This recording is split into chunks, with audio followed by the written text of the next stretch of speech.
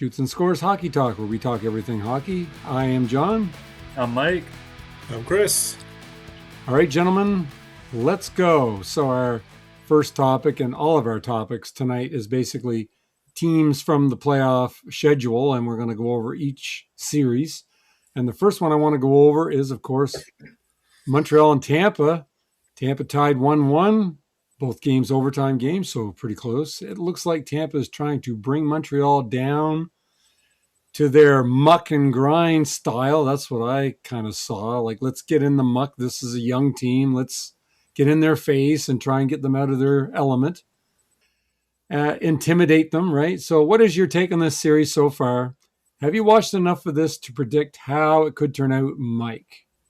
What do you think? Have you watched enough of this to know what's going on here?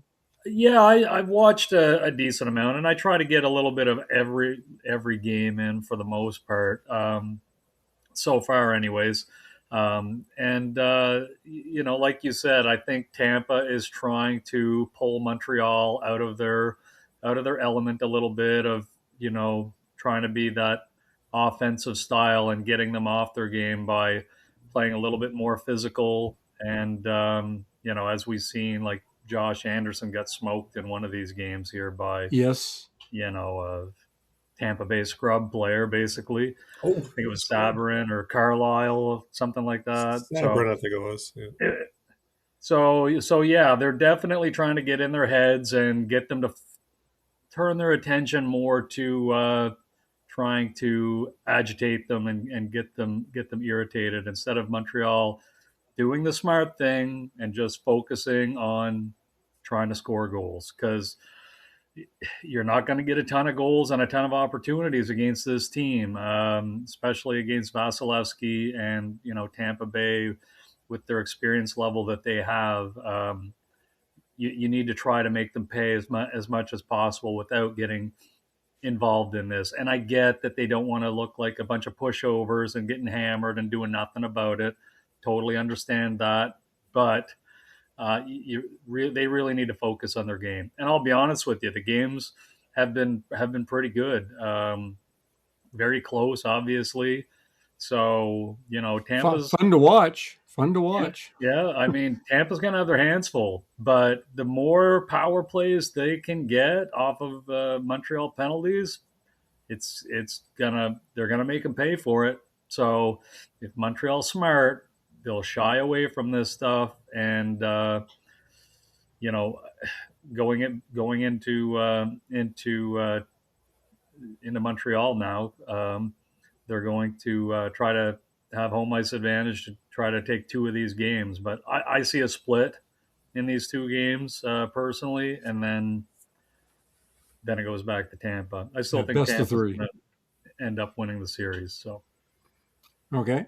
Now, Chris, would you like to say anything about this? Because I know you had sent something about Vasilevsky, which I didn't realize, and the Tampa Bay, just how poorly he had done. Yeah, I'll give Mike credit for that he's struggled the last 3 years, I think it was. His numbers weren't not looking good. Can you remember that Toronto series? Toronto scored a lot of goals in Vasilevsky. They did. They prevailed there. They did. They scored a lot. What I see so far, I know the first game, Tampa dictated the play, but Montreal got all their power play goals, and that's, we knew that was going to be a problem. But game 2 was pretty even between the two teams. That was an even battle, which is kind of surprising.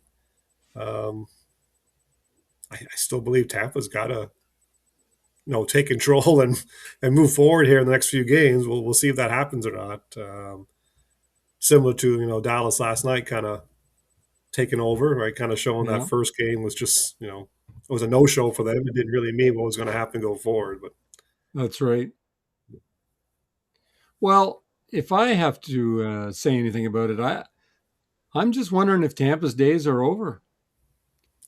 If they lose this series, they got some soul searching to do. If they're going to tweak anything or just be a good regular season team. I still think Montreal has a good shot at winning this series. I would like to see them stay away from the fisticuffs a little bit, but they look decent. They're able to handle themselves okay.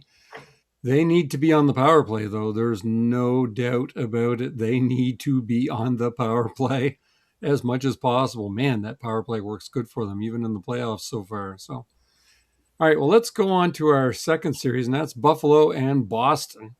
Series is tied 1-1, and it was one hell of a game too. Geeky scored on a beautiful shot from center.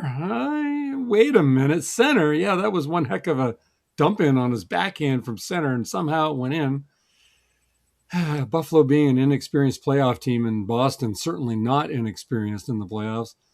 Is Buffalo going to be able to recover in this series, or are they just too inexperienced themselves? Chris, what are you saying?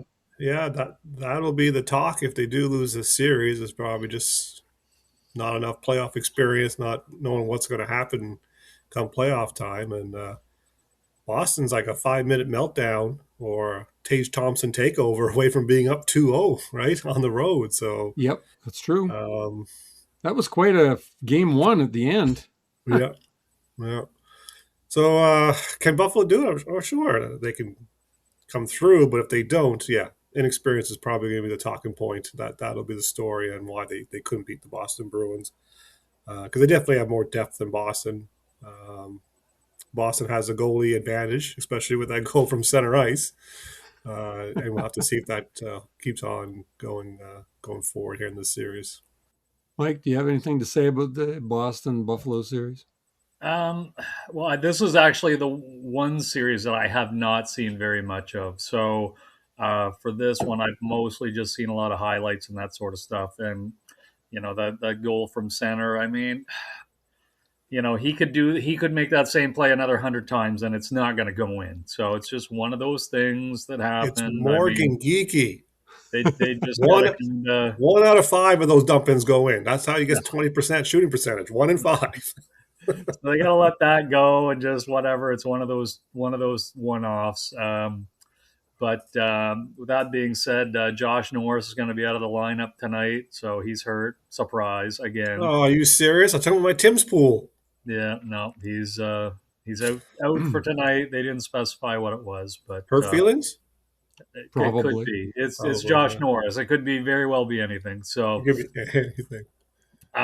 but yeah, the Buffalo comeback there in the first game. That was they showed that they can play, but the last game it didn't look like they were in the game up until they scored a couple of goals late and too little too late. So, however, with that being said, it's going to be a big test going back to Boston. They definitely need to split these games. If they don't split these games, they're in big trouble. So, imperative they get at least a split. So, um, I'll stick with my Buffalo prediction of winning the series, and we'll see what happens over the next 2 games. All right. Okay. Well, Mike, we're going to stick with you. And we're going to go to probably your favorite series in the whole world, the Pittsburgh-Philadelphia series. A surprise to many, even a surprise to me. The Flyers are now at home, and they won last night 5-2. Now, Malkin scored the first goal, and I thought to myself, Penguins are going to turn up the heat here a little bit, and, this is going to be a 1-1 series tie, 2-1, 2-1 series. But the Flyers started scoring, and it wasn't even close. Now, what happened? Mike, what the hell happened? The Flyers can end this series on Saturday, for God's sakes. It could sweep. Are they going to sweep this series, Mike, when you didn't even think they were going to make the playoffs? I most certainly hope they do, and I don't want to jinx them here. However, watching these games, and it baffles me with a team like Pittsburgh, with the talent they have, that they feel that they need to try to play the tough guy series against the Flyers. This is how they lose. If they just stuck to their game plan, they would probably be winning this series. Aside from maybe the game that Vladar got a shutout, but they just can't keep their heads focused on in the game, and it's all of them. And this is right up the Flyers' alley. This is how they win games, is playing this way. And not only that, they have played a pretty solid game every game so far. I am stunned that Pittsburgh has not been scoring on the power play with the amount of power play chances that they've had. and I watched what they're doing. Most of the time, they're working it back to the point, a little bit to the boards, but they're not getting anything in front of the net, which, that's usually the Achilles heel for the Flyers. As soon as teams start getting these chances in the front of the net, that's where they score. So the Flyers have done a good job keeping Pittsburgh around the perimeter, and the physical play has totally got Pittsburgh out of the game. And I don't know if you've seen the game last night, but after they scored, after Zegras scored his power play goal, and they had all these players in the penalty box, I think they made it a point to go right in front of the Pittsburgh penalty box to celebrate scoring this goal. Yeah, I saw it. Yes, hated them. So, and the jawing back and forth on the bench and stuff like that. I'm surprised the Flyers are up 3-0. If you told me this prior to the series, I would not have believed you. So I will take it, and let's hope that the Flyers can finish this off on Saturday. I don't know if you watched the game last night too and noticed the high stick on Sidney Crosby that I saw it. Yeah, basically looked like he was LeBron James, got shot laying on the ground. I mean, don't get me wrong, penalty for sure, but my God, trying to sell that like he just got friggin' hit by a truck. Anyways, but they got to stop Pittsburgh. I mean, if they want to have any chance of coming back, and I mean, coming back from 3-0, its chances are very low as it is. But it is the Flyers. They have gone out and lost multiple games in a row, so not impossible. But I like our chances. I'll say that. This does not look like the same Flyers team to me. I thought that they were pretty much dominating play and at certain points, not the whole time, but obviously, you don't expect them to dominate the whole time, but at multiple stints of the games, they've dominated, and Lazar looks great, looks fantastic. I think he looks good anyway. He looks better than the other end. So, all right, let's go on to our fourth one from the East, our last one. Of course, Carolina and Ottawa now. Interject though, sorry, I forgot. Chris, I have to let you interject about the Flyers because, of course, you're a closet Flyers fan. No, not closet. That is never ever been said. I see a jersey right there behind there, it's almost looks orange. Okay, zero orange in this picture. Yeah. I didn't watch Game 3, but I checked the analytics this morning, and I saw Sidney Crosby had 0 goals against expected, but he only generated 0.12. So I'm assuming Crosby spent the whole game in the center ice area. He didn't spend much time in the defense or offense. He just did nothing. That's what the statistics are showing for Crosby's game last night. Yeah, like I said, Malkin scored the first goal, and that was pretty much it for them, really. Yeah, the analytics show that Philadelphia had that game. Game 2, though, Pittsburgh 5-on-5 was definitely the better team. They did have the puck, and they were cycling the puck, and they were doing better. Yes, in Game 2, and then but last game, Pittsburgh's already waving the white flag. Not sure. A lot of stuff on Twitter is that Philadelphia is reminding people of the Devils back in the early 2000s with coming up the neutral zone and wanting teams to dump and try to get turnovers in transition. Mm-hmm. I guess Pittsburgh is struggling with that because they're an offensive team that probably want to carry the puck over the blue line, not dump it in. And so that's probably playing into their hands. That's why I think Philadelphia is doing well.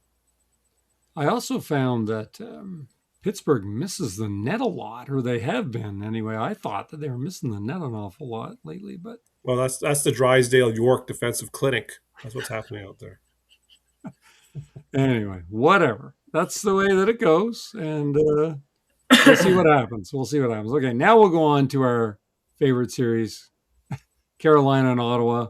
Yes, the heavyweights, the true heavyweights going on. Games are up 2-0, just like Chris said.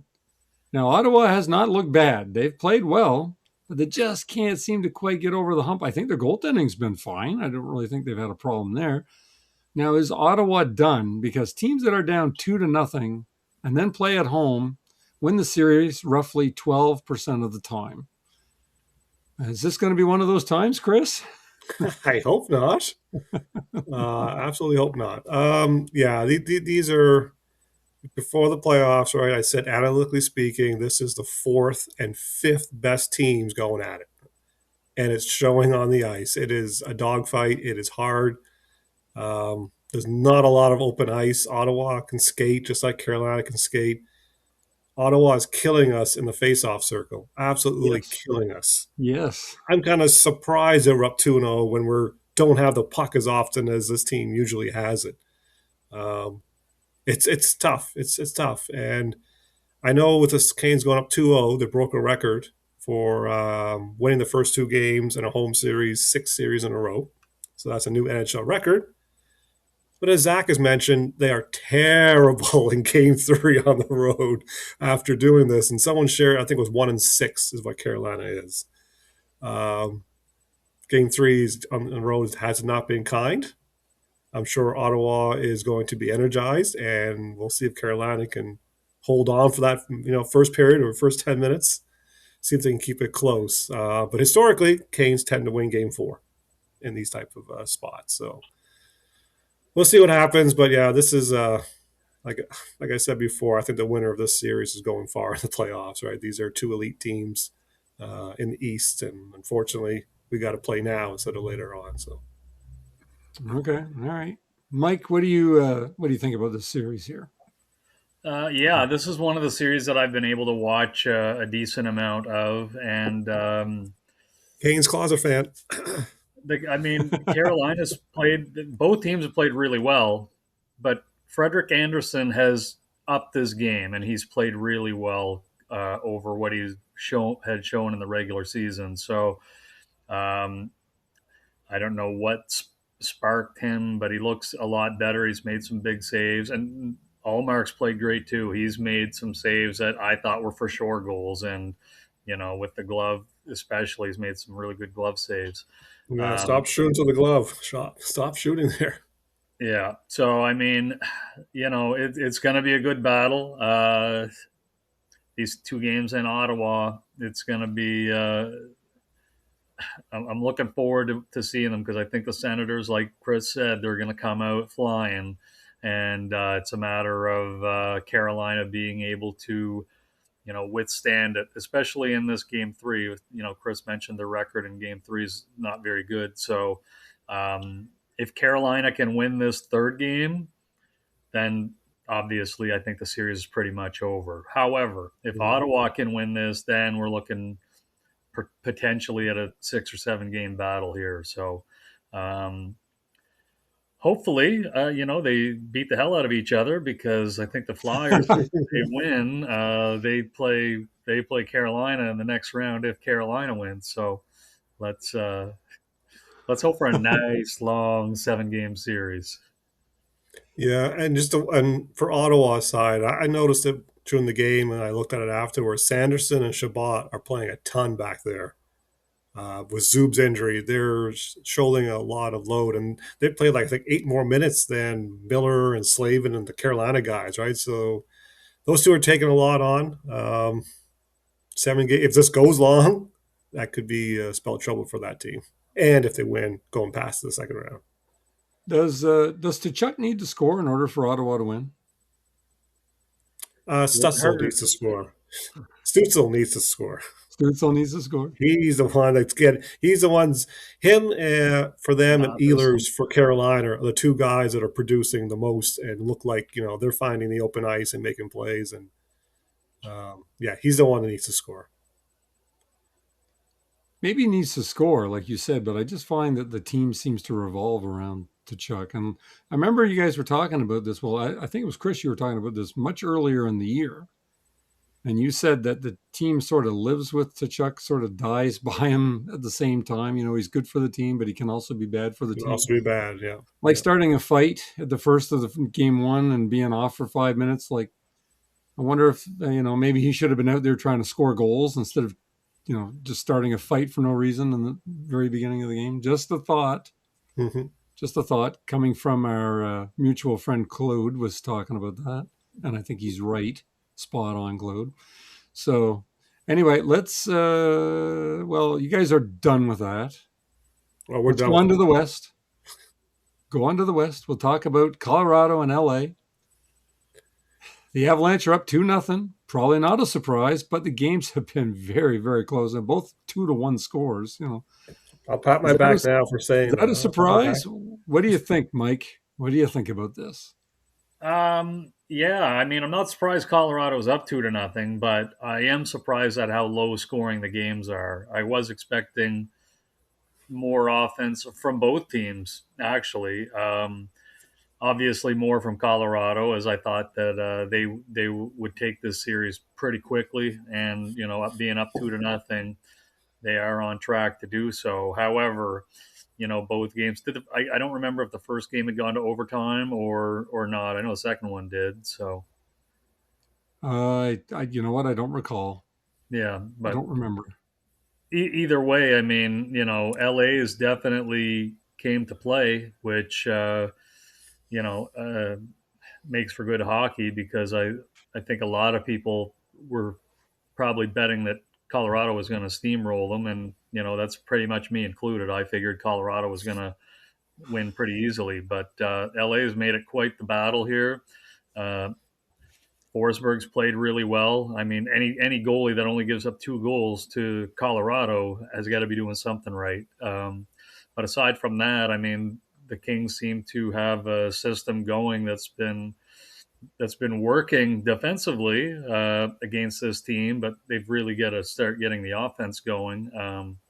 I know obviously they don't have Fiala, who's been out for the year, and that hurts them, but they need Kempe and Byfield and Panarin to start, producing some goals. Because if they don't get a minimum of 3 goals in a game, they're not going to win. So, um, going back to LA, I don't recall if I remember correctly. I can't.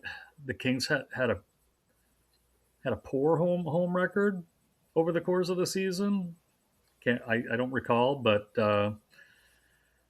anyways, Colorado will have their work cut out for them going into LA either way. But I think I'd have to check my numbers again. I know it was a little while since I looked at it, but Probably a What do ton of overtime losses, most likely. it could Yeah, it could be because I knew that, and I'll look while you're talking, Chris, and see. But I was pretty sure that the Kings did not have a strong home record over the course of the regular season. But anyways, I'll pass it over to you. We need to Chris. know what the record is when Will Ferrell is there. That's important. True. What do you think, Chris? What do you think of the series? I mean, it is two to Yeah, well, for one. me, as you know, last week it's not a surprise. I don't think Colorado was the best team to ever put on their skates, and I thought LA was better. Than I know that they had all those overtime losses, and they just got in there, but they earned their way there, and they have a lot of playoff experience in those guys, and Kopitar and the boys. So yeah, I expected it to be close, and I'm glad to see that the Kings are making me look good in my prediction. Thank you, LA Kings. Do you think So that do the you think that Kings LA are can win this series? Oh no, go ahead, Mike. Go ahead. sorry. The Kings were 15, 17, and 9 at home. So yeah, That's a they lot of losses at home. had a That's a pretty lot of poor losses. home record. So if Colorado can take advantage of that, then Now, get me the Will Ferrell record. I don't have that, No, you unfortunately. don't have You that. can look I'm that sure up. AI You can look does. that one up. I don't. I'm not. So, but tell me why, guys, if you know, or if you want to come up with some sort of a guess, why is Colorado not scoring more goals? Is it LA defense? Is Forsberg is Colorado getting the? playing. Nah, Forsberg is playing very well. Wedgwood's also playing very well. Right, the expected goals are Yeah. pretty low there, so or higher than 2-1 and 2-1. Right, so both teams are getting good goaltending. Um, Colorado, with all the guys they got, you expect more. You expect more with bringing in Kadri and Roy and Nelson and all those weapons. But maybe some Marty Natchez effect. I don't know. Call me crazy. I don't know. Marty Natchez doesn't like the front of the net. I keep telling you guys that. Playoff No, time, you got to get to the front of the net. and he got pummeled last night or Oh, the did other he? night. Oh, He was laying on the ice at one point, I believe. oh, probably hurt feelings. Perhaps. All right.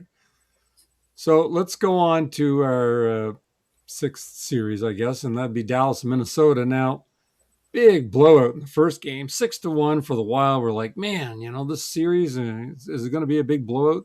Then Mm-hmm. Dallas won 4-2, and then they won again last night, second overtime. So close game, but Dallas ended up pulling it out. Does Dallas have control of this series? Well, it sort of looks like they do, or do they need more Wild players to shoot the puck over the glass and when in a power play in overtime, which is, the guy shot it straight out. It wasn't near anybody, so I don't know what the hell was going on. Chris, what gives here? How can Minnesota look so good and then look so not quite so good, I guess? Maybe Dallas just crapped the bed in game one, which it seems like it was what happened, Well, right? it looked like they weren't Not even ready to. it looked like they weren't even prepared to play in game Yeah, one. I they weren't didn't know set what the to hell was go. going on. The puck dropped, and they're like, "Who's playing, coach? Heiskanen, get out there!" Okay, like it's yeah, it's and then my talk about Ottinger has to show up and giving up all those goals, and it's like, wow, what's going on in Dallas, right? And from game one, like to game three, they had Dallas had 3 power play goals, but even 5-on-5, Dallas dominated Minnesota on the analytics, right? Just dominate them for expected goals and not against. So they deserve that win, even though it went to overtime. I think game one was just one of those games that who cares? It's over with. They're moving on now. They're playing, and then overall, Dallas looks like the better team, and we'll see if they should continue again and win this series. I still think it's 6 or 7. I'm sure Minnesota's going to win another game here, but things are trending towards a Dallas win in this series. Mike, do you think this is trending towards a Dallas win? Well, here's the thing. Like, Minnesota has got to stay out of the penalty box. 3 of the goals last night were power play goals, and yes, Dallas is, they've got superstars out there on the power play. Rantanen, Heiskanen, Robertson, Wyatt Johnson. Like, these guys, when you give them this many power plays, they're going to score on the majority of them. So it doesn't help Minnesota either. Now Zuccarello's out, Trennan's out, and not that Trennan is a big scorer, but he is their most physical player. He led the National Hockey League in hits this year, and now the Folignos are going to have to kind of pick up the slack there. And Minnesota, the chances that they had on the power play, they just couldn't get it done. Kaprizov seems to have the puck the majority of the time when he's out there on a power play, and it's usually between him and Boldy and Hughes, which is not surprising. But they've got to find a way to start getting some goals in here on Ottinger and stop giving up so many power plays. And this is a series too that is going to be really. I'm not going to say fully decided on the power play, but it's going to make a big difference. Whoever is winning the special teams is probably going to win this series. And right now, it's leaning in Dallas's favor. And it's not that just they got the goals last night. They're power play goals, so they're not all Wallstedt's fault. He didn't have a chance on some of these goals. So I wouldn't blame the goaltending if I was Minnesota, but. And before we started this series, I think I said Dallas was going to win this in 7. So I'll stick with that prediction, as I think it's probably going to go 6 or 7 games. We'll stick with the original. Okay. All right. It's just so, after, like you said, Chris, that first game, whatever, it's done and over with. But man, toss it in the garbage. Never happened. Yeah, it's almost like, what is this, another dimension? Did this game really happen? Like, what's going on here? When I looked at the analytics for that game, I was surprised. Like, Minnesota only had 4 guys above a 50% share, which means they generated more chances to score than they gave up while on the ice. And Kaprizov was under 50%, and he was on the ice for 24 minutes of 5-on-5. And when he was on the ice, Dallas had a better chance of scoring than he did. So for a home game in Minnesota, I'm surprised how poorly they played 5-on-5.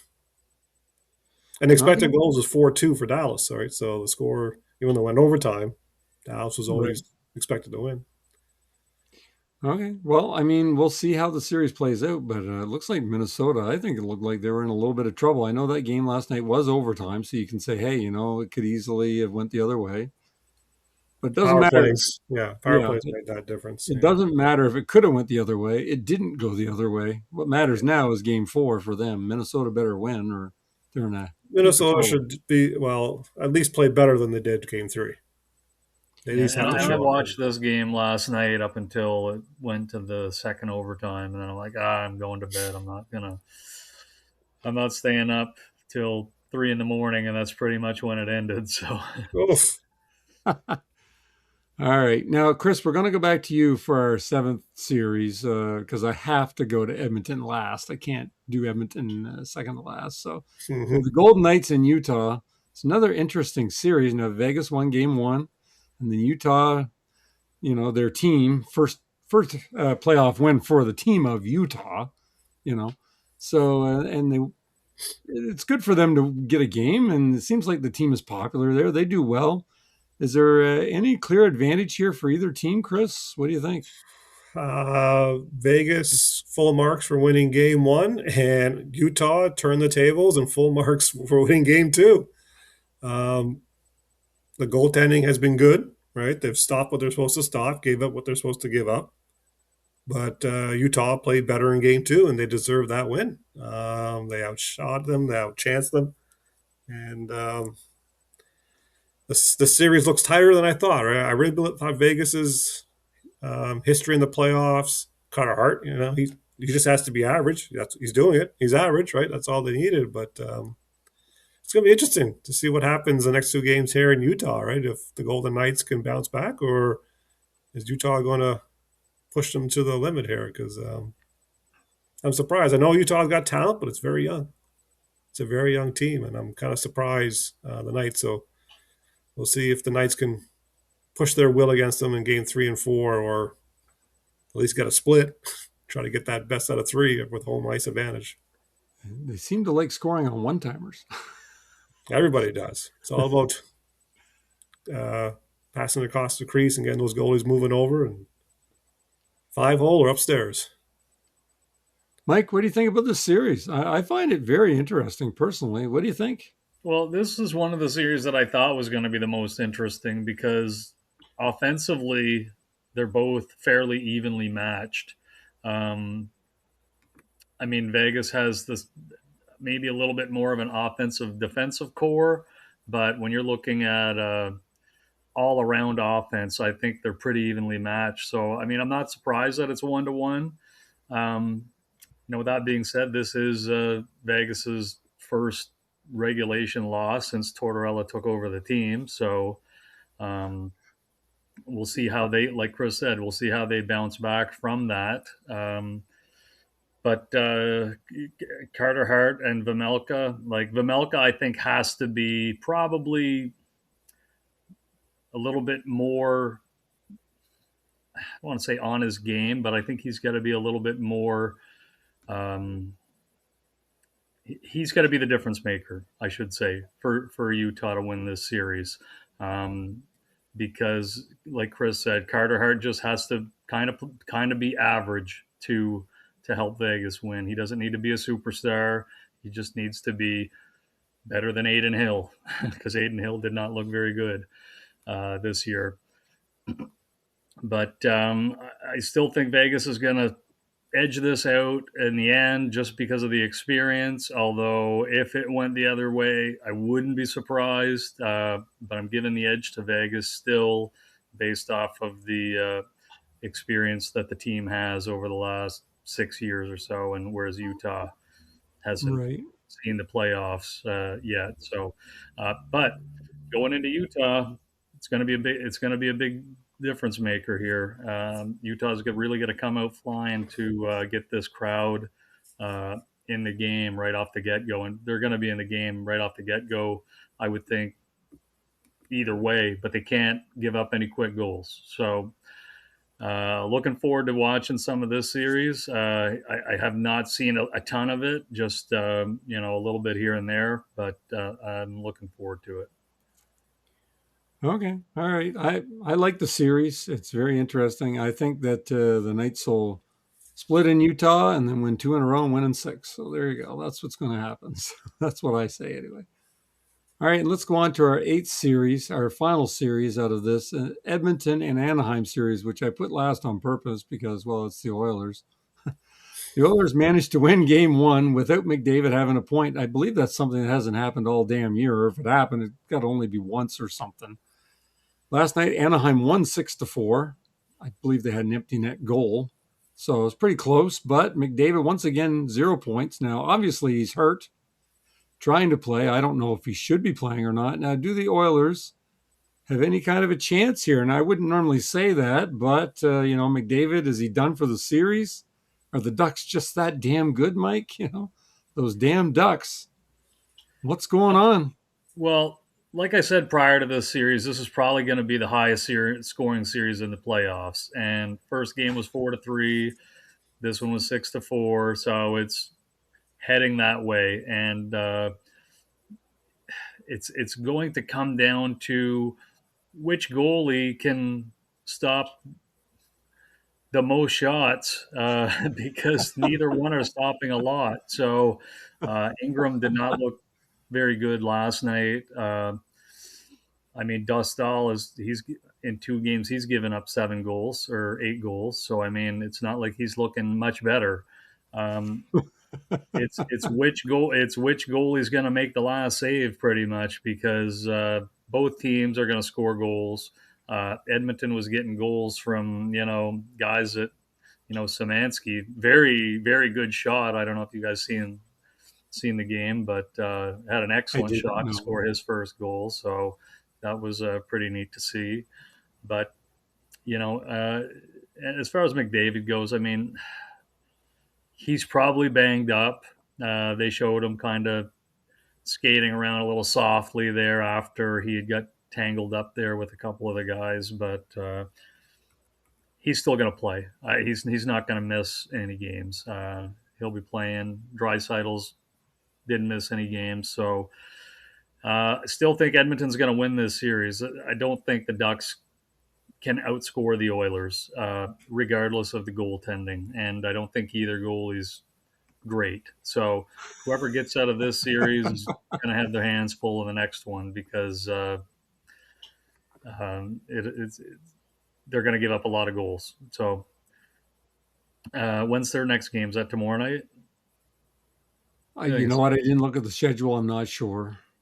I look it up tomorrow if they played last night. So, but yeah, McDavid I think is going to be fine. I know that Anaheim, if they're smart, they're going to try to keep him lined up for some hits to keep slowing him down. But yeah, I still think the Oilers are going to end up pulling this out. But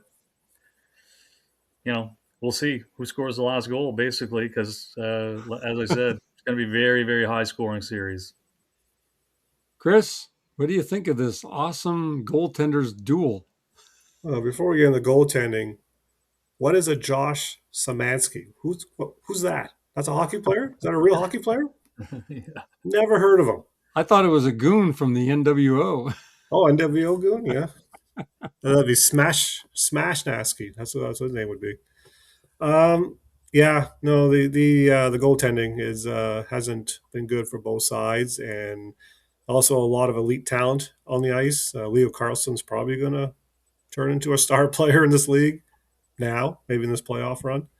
But yeah, the expected goals for that game 2 was 2.96 for Anaheim and 2.72 for Edmonton, and there was 9 goals actually scored, right? So both goalies are in the negatives. I think Connor Ingram is -3 or -4 goals, three or 4 goals given up that he shouldn't have so far. So I expect this trend to continue in Anaheim. I expect to see a lot of goals, and this is like pond hockey, and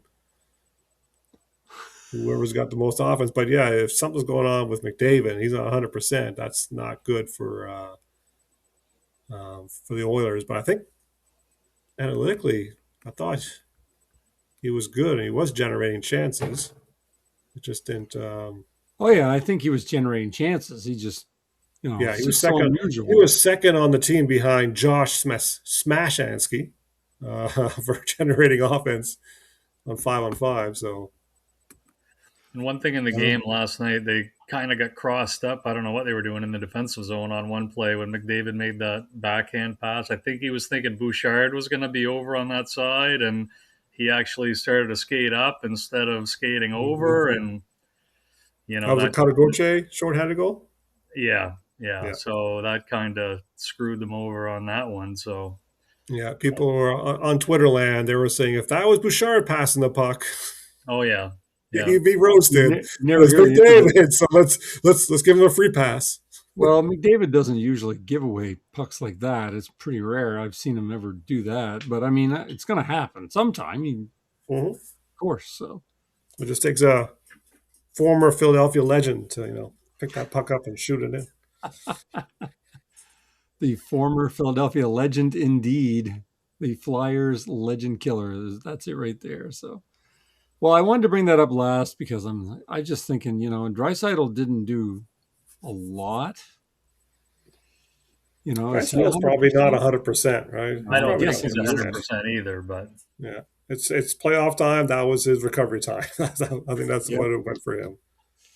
Yeah. So can this Oilers team though? Can they turn it on like they have in the past?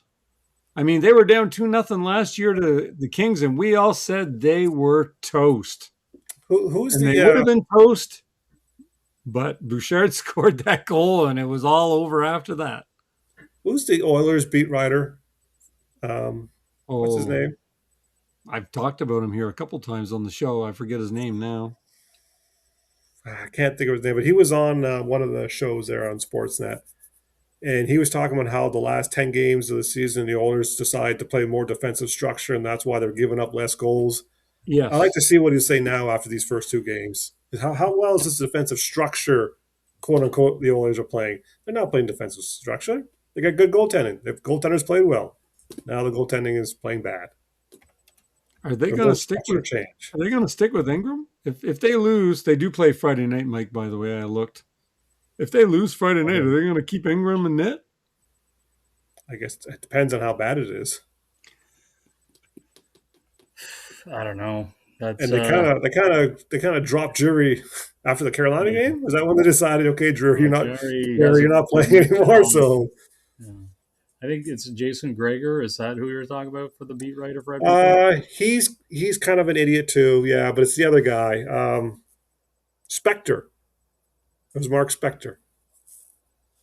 Yeah, I think you're right, Mark. Yeah, he was the one that was saying that Oilers were changed the defensive system, and that's why they weren't Yes. giving up goals in the last 10 games of the season. I was like, And what?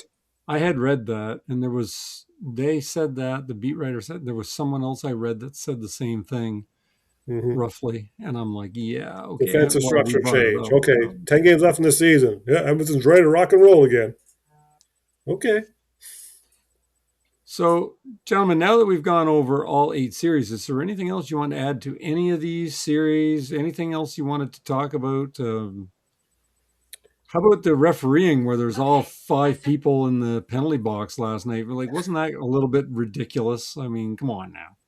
Well, I'll talk about a little. Just I've watched specifically the Philly Pittsburgh series pretty closely, and the amount of cross checks that are not called, both ways. Like Mm-hmm. Pittsburgh was giving it to the Flyers, Flyers were giving it to Pittsburgh, like right in front of the referees, no calls, and I'm like, what? Like in regular season, these would have been called without hesitation, but in the playoffs, they're letting it slide, and that's when I think it was in Game 1 that I'm talking about.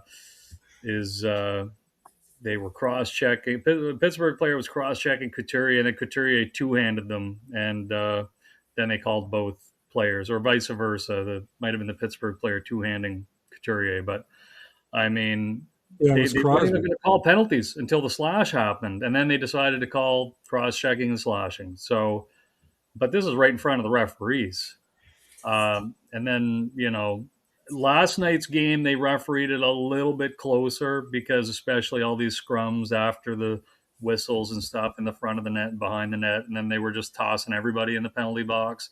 Same thing in the Montreal Tampa game a couple nights ago.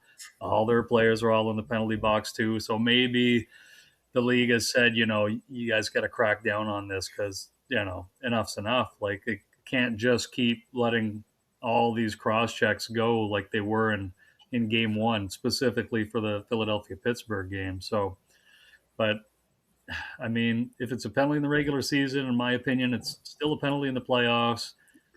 And if you set the tone that it's going to be called, you're not going to see all this. That's right. That's right. I wish that they would call the games the same. I mean, I've been saying it for years. Yeah. I don't understand why they don't. It's still good hockey if you call it the same. I just don't understand. But I know it's got to be a tough hockey. Yeah, tough, and it almost seems ridiculous. I mean, cross-checking each other and getting away with it. I mean, come on. And you're right. It sets a precedent, and then it just keeps on escalating after that. The snowball's rolling down the hill and gets bigger and bigger as it goes. Yeah.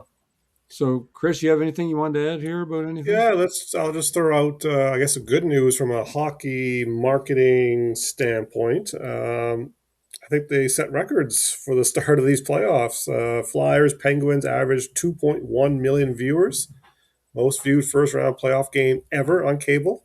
This would all be American, ESPN, and who else is showing? ESPN and TNT?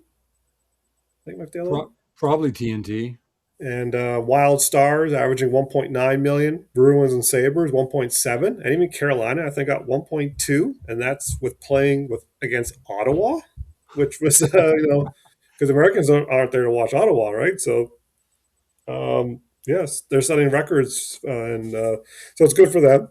And just for a quick comparison for the great NBA, NBA is starting out about 4 million viewers, so about double, but they're close. NHL's closing the gap. They're closing that gap because I don't know if you watch that much NBA anymore, but SGA. I used to watch it. I used to love it. Now I can't stand it. SGA is an embarrassment to Canada.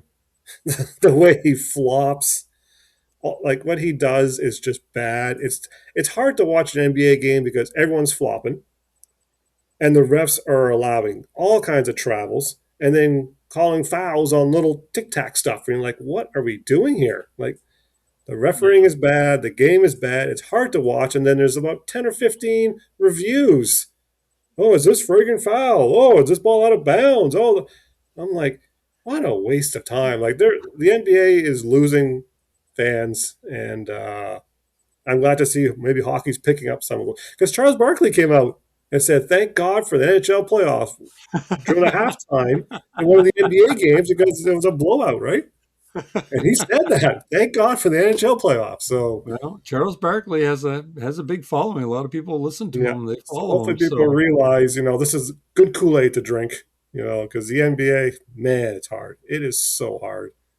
Oh, grown men flopping. 6'9", 250-pound men flopping on the ground. Come on. I agree. It's not like back when, when men were men, Mike. When men were men. In the 80s, you had the Pistons and the Lakers and the Celtics and the Bulls, and these teams, they would do anything to win, but they wouldn't be flopping around on the ground like these guys are doing. Slightest little bump, they're flying and sliding halfway across the floor, like holy jeez, like I could take a hit like that and still be on my feet. So and it's the rules, right? They give up fragrant ones for poking somebody in the armpit. Oh, you hit me in the armpit. Oh, review it. I'm like, what are we doing here, guys? Like this is not even a foul, and you want to call it fragrant on it? Well, let's hope the NHL picks up. Let's enjoy the cross checks. The NHL no, it could be worse, guys. It could be worse. I mean, I'm still going to watch the NHL, especially the playoffs. I enjoy the playoffs. I just wish the games were called the same. I think that that it could be. I can't see why it couldn't be. Pretty much. And the hockey would still be awesome. I feel like, especially in the third period, halfway, tight game, overtime, I find like the only calls you can get are puck over the glass and a high stick, right? Yep. Or, like Martinook getting hooked in the hands on a breakaway where it's like, yeah, that's a hook, right? He took the, he hooked his arms, he couldn't get a shot off. Those are really the only, you would really have to really destroy somebody in a board to get a charging call or hit from behind or something, right? So that's the problem. Someone is going to get hurt before they make that play or make that call, right? But other than that, yeah, it's going to be high sticks and puck over glass. I think that's what the refs are really all focused on. Mike, before we go, I wanted to ask you about Tippett. What do you think about the rough treatment he's been getting? It doesn't seem to bother him any. No, I mean, and this is the difference I think with what's happening in this series is like when the Flyers are dishing this out, the Penguins they're off their game, and I think that Talkett's got the Flyer players, in their head saying just don't if you're getting hit and hammered and whatever, just take it. We'll end up taking the power plays off of them, and Tippett's not known to be much of a physical player anyways. However, he did flatten Dewar in the first game with at almost center ice that he just kind of stood there over top of him. So that was pretty neat. But Yeah, but he uh, had blood running out of him. That was Tippett that had the blood running out of his I nose, think right? so. I think so. And he made a really good play in the second game there to pass over to Hathaway, and Hathaway just Oh, yeah. whole open net. Like I I watched the replay of that play of him. He lost the puck and then he got it back and then he went almost to the blue line, and I don't know how he managed to get himself wide open going down the boards, and then he just fed it over to Hathaway who had a wide open net. That was on a penalty kill. So, but no, Tippett's been all right. I mean, I know I kind of you know, gave it to him pretty good there going into the season that he wasn't worth what he's making. Scored 30 goals, so hard to argue. But I think that there's more there, but I just don't know how the Flyers can get it out of him. I think he has the potential to be, maybe not a 40 goal scorer, but um, it's just some games he doesn't look engaged or he doesn't seem involved in the play. Very streaky player. So if we could get him going consistently, he could be a very good player. But that's going to be the key. And I mean, as the Flyers roster gets better this year, hopefully next year, maybe we'll get a little bit more production from him. Okay. Well, if you gentlemen are done, we'll leave it there for tonight. So like, share, and subscribe, and we will see you all next week with more playoffs. Later. Later. Later.